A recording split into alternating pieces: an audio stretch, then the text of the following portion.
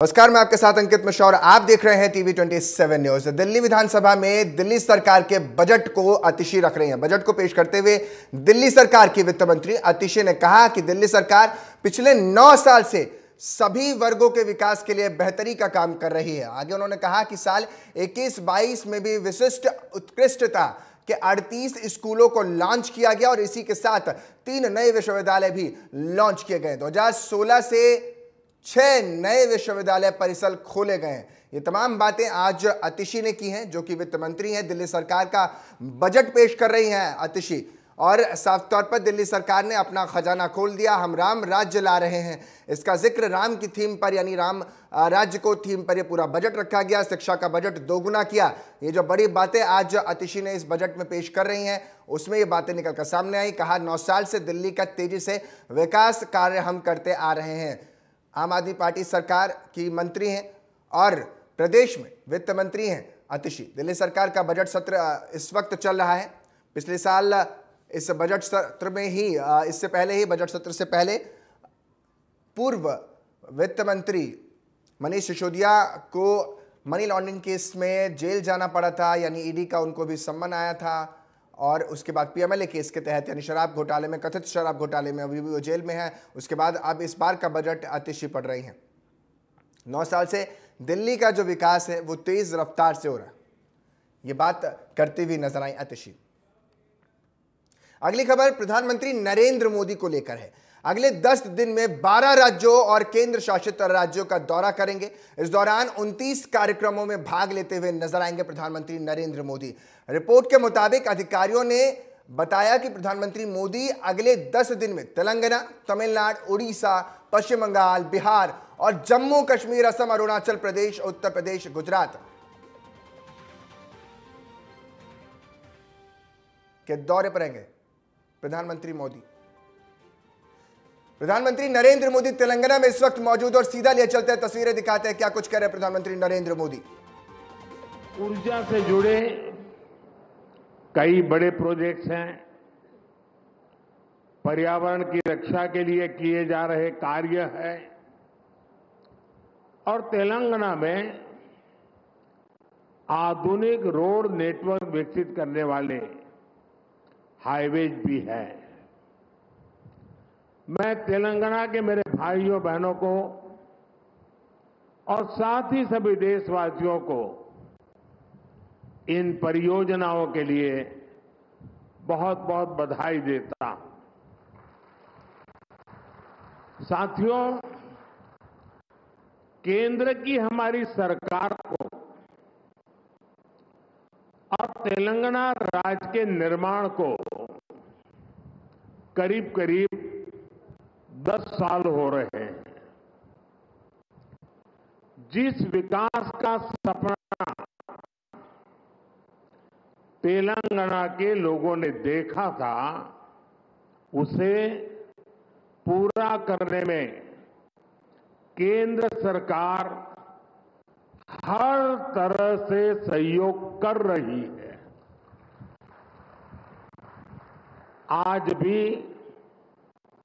तेलंगाना में 800 megawatt 800 megawatt बिजली उत्पादन की क्षमता वाली एनटीपीसी की दूसरी यूनिट का लोकार्पण हुआ है। इसे तेलंगाना की बिजली उत्पादन क्षमता और ज्यादा बढ़ेगी, राज्य की जरूरतें पूरी होगी। अंबारी, आदिलाबाद, पिंपलकुट्टी, इस रेल लाइन के इलेक्ट्रिफिकेशन का काम भी पूरा हो गया है। आज आदिलाबाद, बेला और मुलुगु में 2 नए नेशनल हाईवे का भी शिलान्यास हुआ है। रेल और रोड की इन आधुनिक सुविधाओं से इस पूरे क्षेत्र के और तेलंगाना के विकास को और रफ्तार मिलेगी। इससे यात्रा का समय कम होगा, उद्योग और पर्यटन को बढ़ावा मिलेगा और रोजगार के अनगिनत नए अवसर पैदा होंगे। साथियों, केंद्र की हमारी सरकार राज्यों के विकास से देश के विकास के मंत्र पर चलती है। इसी तरह जब देश की अर्थव्यवस्था मजबूत होती है तो देश के प्रति विश्वास बढ़ता है, तो राज्यों को भी इसका लाभ मिलता है, राज्यों में भी निवेश बढ़ता है। आप लोगों ने देखा है कि पिछले 3-4 दिनों से पूरी दुनिया में भारत की तेज विकास दर, इसकी चर्चा हो रही है। दुनिया में भारत ऐसी इकलौती ओनली बड़ी अर्थव्यवस्था बनकर उभरा है जिसने पिछले क्वार्टर में 8.4% की दर से विकास किया है। इसी तेजी से हमारा देश दुनिया की तीसरी सबसे बड़ी अर्थव्यवस्था बनेगा और इसका मतलब होगा तेलंगाना की अर्थव्यवस्था का भी तेजी से विकास। साथियों, इन 10 वर्षों में देश के काम करने का तरीका कैसे बदला है, आज ये तेलंगाना के लोग भी देख रहे हैं। पहले के दौर में सबसे ज्यादा उपेक्षा का शिकार तेलंगाना जैसे इलाकों को ही इसकी मुसीबतें झेलनी पड़ती थी। लेकिन पिछले 10 वर्षों में हमारी सरकार ने तेलंगाना के विकास के लिए कहीं ज्यादा राशि खर्च की है। हमारे लिए विकास का मतलब है गरीब से गरीब का विकास, दलित, वंचित, आदिवासियों का विकास। हमारे इन प्रयासों का परिणाम है कि आज 25 करोड़ लोग गरीबी से बाहर आ चुके हैं। ये हमारी गरीब कल्याण योजनाओं की वजह से मुमकिन हुआ है। विकास के इस अभियान को अगले 5 वर्षों में और तेजी से आगे बढ़ाया जाएगा। इसी संकल्प के साथ मैं आप सबको बहुत बहुत धन्यवाद देता हूं। अभी 10 मिनट के बाद मैं पब्लिक कार्यक्रम में जा रहा हूं। बहुत सारे विषय उस मंच के लिए ज्यादा उपयुक्त है, इसलिए मैं यहां इस मंच पर इतनी ही बात कह करके मेरी वाणी को विराम दूंगा। 10 मिनट के बाद उस खुले मैदान में खुले मन से बहुत कुछ बातें करने का अवसर मिलेगा।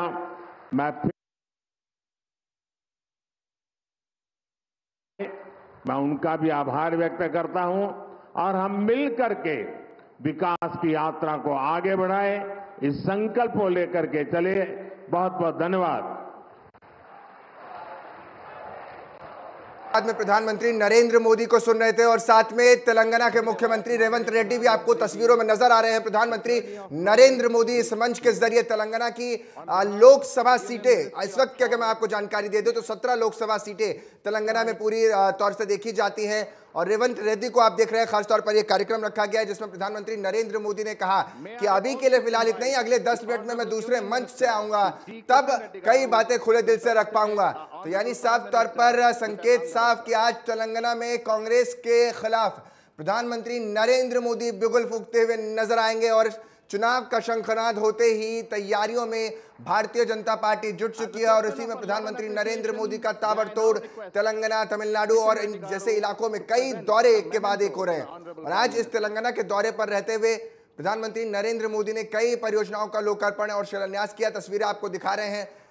उन्हें स्मृति चिन्ह भेंट किए जा रहे हैं, पटका पहनाकर उनका स्वागत किया जा रहा है मंच पर। और तमाम इस वक्त लोग जो तस्वीरों में नजर आ रहे हैं वो आप देख पा रहे हैं। और आदिलाबाद में प्रधानमंत्री का ये खास तौर पर कार्यक्रम है जहां पर उन्होंने 30 बड़े डेवलपमेंट प्रोजेक्ट्स का आज शिलान्यास किया है। 56,000 करोड़ के पूरे प्रोजेक्ट्स बताए जा रहे हैं जो तेलंगाना को आज दिए गए हैं। तो कैबिनेट की बैठक के बाद सोमवार को मध्य प्रदेश मंत्रिमंडल के सभी सदस्य साप्ताहिक अयोध्या धाम में भगवान श्री राम का दर्शन करने जाएंगे। मंत्रियों के परिवार को 4 वॉल्वो बसों से एयरपोर्ट तक ले जाया जाएगा। सभी वॉल्वो बसों को श्री राम के बैनर पोस्टर से सजाया गया है। और इसी मौके पर राजस्व मंत्री करण सिंह वर्मा ने आगे कहा है कि हम अयोध्या यात्रा पर हमें गर्व हो रहा है और आज मध्य प्रदेश का मंत्रिमंडल रामलला के दर्शन के लिए रवाना होगा। ये जानकारी भी दी। और भोपाल से अयोध्या की इस यात्रा पर मध्य प्रदेश का मंत्रिमंडल 4 वॉल्वो बसों से एयरपोर्ट के लिए रवाना होगा। तस्वीरें आपको दिखा रहे हैं। प्रभु श्री राम का आशीर्वाद लेने मध्य प्रदेश मंत्रिमंडल आज पहुंच रहा है। खुद सीएम भी इसमें मौजूद रहेंगे।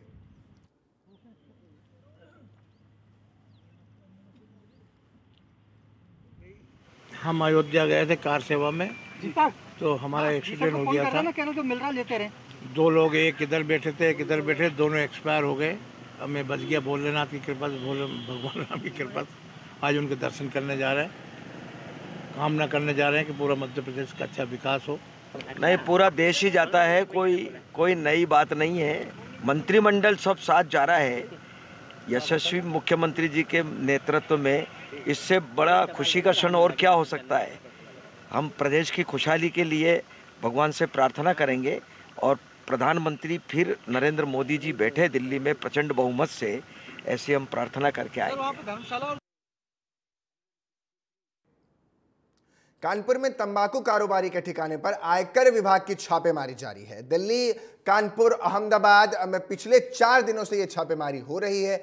वहीं छापेमारी में 12 करोड़ की डायमंड घड़ियां, तो वहीं 60 करोड़ से ज्यादा की मर्सिडीज और लैम्बोर्गिनी जैसी कारें यानी महंगी कारें मिली हैं। तो वहीं 100 करोड़ से अधिक की कर चोरी का अनुमान लगाया जा रहा है। आपको बता दें कि अब तक 5 करोड़ से ज्यादा कैश भी इसमें बरामद हो चुका है। 100 करोड़ से अधिक की कार, कर चोरी का यह पूरा मामला है। 100 करोड़ से ज्यादा का टैक्स बचा लिया, 5 करोड़ से ज्यादा कैश घर से अब तक बरामद हुआ। और लगातार ये छापेमारी इनकम टैक्स डिपार्टमेंट की तरफ से जारी। और इस छापेमारी में अब तक क्या कुछ मिला वो आपको बता रहे हैं। कानपुर में तंबाकू कारोबारी के ठिकाने पर यह आयकर विभाग की लगातार रेड जारी है। पिछले 4 दिन से इस छापेमारी में बहुत कुछ मिला और इसमें 60 करोड़ से ज्यादा की तो खुद मर्सिडीज और लैम्बोर्गिनी जैसी कारें मिली हैं जो महंगी कारें हैं। 12 करोड़ की डायमंड की घड़ियां बरामद हुई हैं। तो वहीं 100 करोड़ से अधिक की कर चोरी का यह पूरा मामला और अनुमान जताया जा रहा है। तो बंसीधर टबैको प्राइवेट लिमिटेड पर यह लगातार कार्रवाई चल रही है। 100 करोड़ से ज्यादा की। आशीष तिवारी ज्यादा जानकारी के साथ हमारे साथ जुड़ गए हैं। आशीष, क्या कुछ इस कार्रवाई से अब तक इनकम टैक्स डिपार्टमेंट को बरामद हुआ है? अंकित, मैं बता दूं, बंसीधर तंबाकू कंपनी है, लगातार 4था दिन है आयकर की रेड पड़ी हुई है अहमदाबाद, दिल्ली और कानपुर के ठिकानों पर। अभी तक जो बरामद किया है आयकर की टीम ने 60 करोड़ से भी ज्यादा की जो लग्जरी कारें हैं, रॉयल्स रॉयल, मर्सिडीज, लैम्बोर्गिनी, वो बरामद हुई हैं। जो कीमती घड़ियां हैं हीरे जड़ित, वो 12 करोड़ से ऊपर की वो घड़ियां बरामद हुई है, 7,000 की ज्वेलरी, 5 करोड़ कैश अभी बरामद हो चुका है। पूरा जो आयकर चोरी का मामला है वो बताया जा रहा है कि 100 करोड़ से ज्यादा की आयकर चोरी की गई है, साथ ही जीएसटी की चोरी की गई है। आज लगातार चौथा दिन है, आयकर की छापेमारी चल रही है। जो दस्तावेज हैं वो बरामद हुए हैं, जिनमें काफी जो जांच में आया है, काफी गड़बड़ियां पाई गई हैं। साथ ही साथ जो इलेक्ट्रॉनिक डिवाइस है वो बरामद की गई हैं, जिसमें काफी जो वित्तीय गड़बड़ियां की गई हैं। तो अनुमानित जो इनकम टैक्स का जो आयकर दे रहे थे बंसीधर, जो के मिश्रा मालिक हैं इसके, वो 25 से 30 करोड़ की आय दिखाई जा रही थी सालाना। लेकिन अब जो सूत्र बता रहे हैं इसमें कि 150 से 200 करोड़ की जो इनका टर्नओवर था, जो आय थी जिसको छुपाया गया है, और 100 करोड़ से ज्यादा की आयकर चोरी। साथ ही अब जीएसटी की चोरी भी सामने आई है, जीएसटी की भी चोरी की गई है और आयकर की भी चोरी की गई है। अभी भी छापेमारी चल रही है और कई और जो, क्योंकि तंबाकू कंपनी है, बड़े जो पान मसाला कारोबारी हैं उनको तंबाकू सप्लाई करती है। तो जो दस्तावेज, अभी सूत्रों के हवाले से खबर जो आ रही है कि जो दस्तावेज लगे हैं, तो कई जो पान मसाला कंपनियों के मालिक हैं उनके भी नाम सामने आ सकते हैं। और लगातार अब 100 करोड़ से ज्यादा की कर चोरी का मामला आप बता रहे हैं आशीष, और ऐसे कितने ठिकाने हैं कानपुर के अलावा, किन किन राज्यों में ये छापेमारी चल रही है? जी अंकित, मैं बता दूं, कानपुर में पुराना कार्यालय है नयागंज वाला,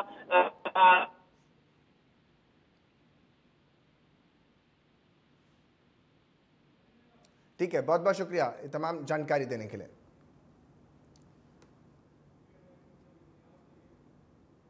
श्योपुर में ट्रांसपोर्ट इलाके में आशीर्वाद ट्रांसपोर्ट गोदाम में भीषण आग लग गई है। आग से ट्रांसपोर्ट गोदाम में रखा लाखों का सामान जलकर खाक हो गया। सूचना पर पहुंची 2 दमकल की गाड़ियों ने कड़ी मशक्कत के बाद घंटों बाद कहीं जाकर इस पर काबू पाया आग पर, और आग से गोदाम में रखा माल जलकर राख हो गया। ट्रांसपोर्ट संचालक का कहना है कि आग शटर का ताला तोड़कर लगाई गई है। घटना कोतवाली थाना क्षेत्र के ईदगाह रोड की बताई जा रही है। तस्वीरें आपको दिखा रहे हैं जहां धूं कर जलते हुए अंगारों के बीच दमकल विभाग के कर्मचारी लगातार आग पर काबू पा रहे हैं। तस्वीरों में आप देख पा रहे हैं और काला धुआं दूर तक देखा जा सकता है।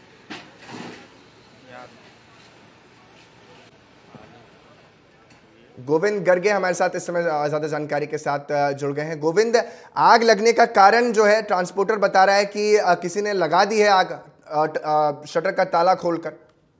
जी, ट्रांसपोर्ट संचालक जो है वो बता रहे थे कि किसी ने रात को ताला तोड़ के और इसमें कुछ जलता हुआ कुछ फेंक दिया, तो उसकी वजह से आग लग गई। और जबकि पुलिस उसकी पूरी जांच कर रही है, अभी सही कारणों का पता नहीं लगा है कि आग किस कारण से लगी।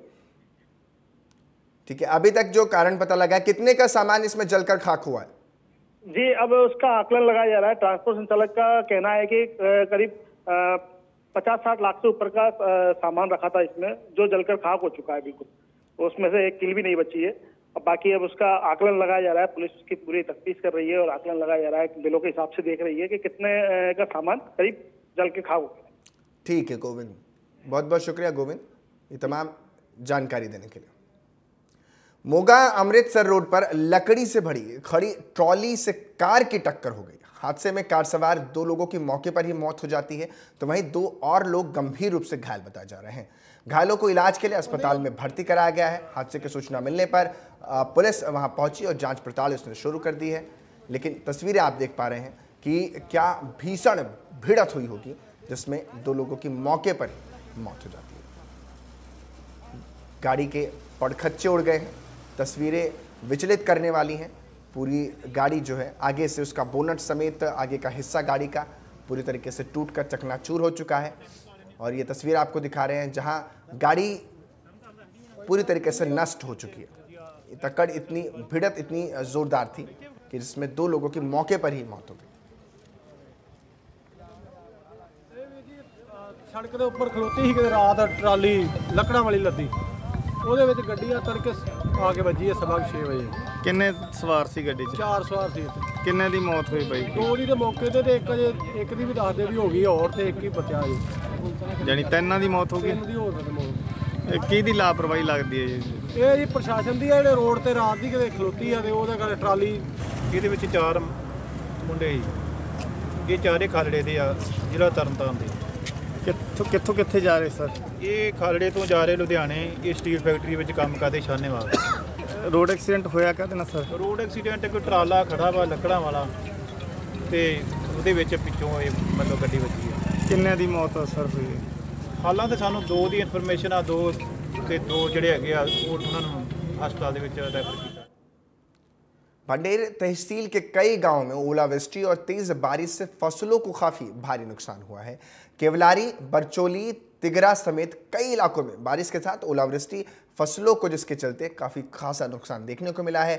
वहीं इस तबाही के बाद किसानों ने तिगरा कला के पास जाम लगा दिया। सूचना के बाद किसानों द्वारा लगाए गए जाम को खुलवाने के लिए तहसीलदार ने हर संभव मदद कर किसानों को आश्वासन दिया है। वहीं तहसीलदार RI पटवारी किसानों के खेतों में खड़ी फसलों का भी मौके पर पहुंचकर मुआयना कर रहे हैं और शासन प्रशासन से हर संभव मदद दिलाने का आश्वासन भी किसानों को देते नजर आ रहे हैं।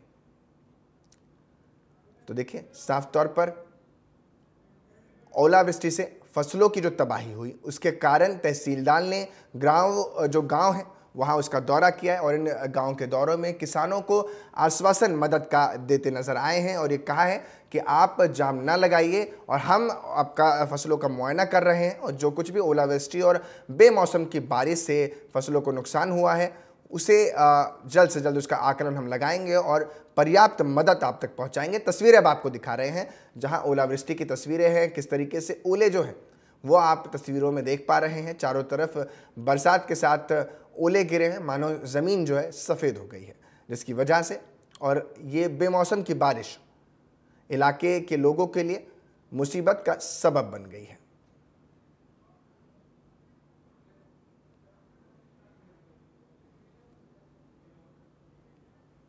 मध्य प्रदेश के मुख्यमंत्री मोहन यादव यानी डॉक्टर मोहन यादव अपनी पूरी कैबिनेट के साथ आज अयोध्या जाएंगे। मंत्रियों को अयोध्या जाने और रामलला के दर्शन की इजाजत दी गई है। मुख्यमंत्री डॉक्टर मोहन यादव 11:40 पर मंत्रिपरिषद के सदस्यों के साथ एयरपोर्ट से रवाना हो गए हैं और दोपहर अयोध्या पहुंचकर रामलला जी के दर्शन करते नजर आएंगे। मुख्यमंत्री कैबिनेट की मीटिंग के बाद मध्य प्रदेश का मंत्रिमंडल रामलला के दर्शन भी करता नजर आएगा।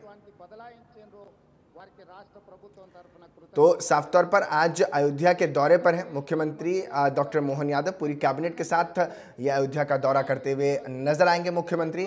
और मुख्यमंत्री को दौरे को लेकर के खासतौर पर अयोध्या में भी तैयारी देखी जा रही है। तो वहीं उनके साथ मंत्री मंडल के तमाम लोग जो हैं, कैबिनेट के जो लोग हैं वो भी इसमें शामिल रहेंगे और कई और लोग भी इसमें शामिल नजर आएंगे। और ख़ासतौर पर विधायकों के साथ आज ये MP कैबिनेट मत्था टेकेगी रामलला दरबार में मध्य प्रदेश सरकार। ప్రజల చేత ఎన్నుకోబడ్డ కేంద్ర ప్రభుత్వంతో ఇలాంటి ఘర్షణాత్మకమైన వైఖరిని మేము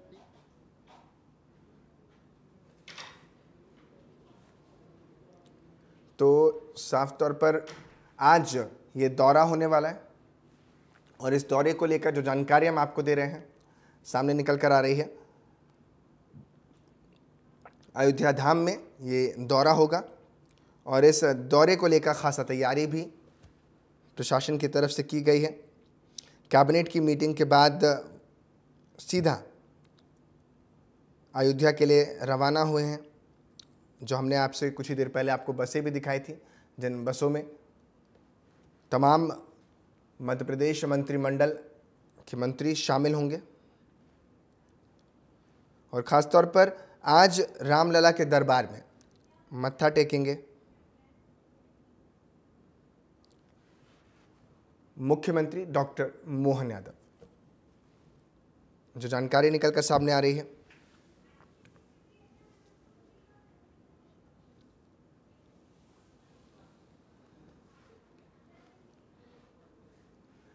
तो साफ तौर पर आज ये बड़ा दौरा होने वाला है अयोध्या धाम में। जब से अयोध्या में भगवान राम की प्राण प्रतिष्ठा हुई है, 5 वर्षीय रामलला के दर्शन करने के लिए तमाम कैबिनेट्स और तमाम मंत्रीगण एक एक कर अपने कैबिनेट के साथ वहां पहुंच रहे हैं।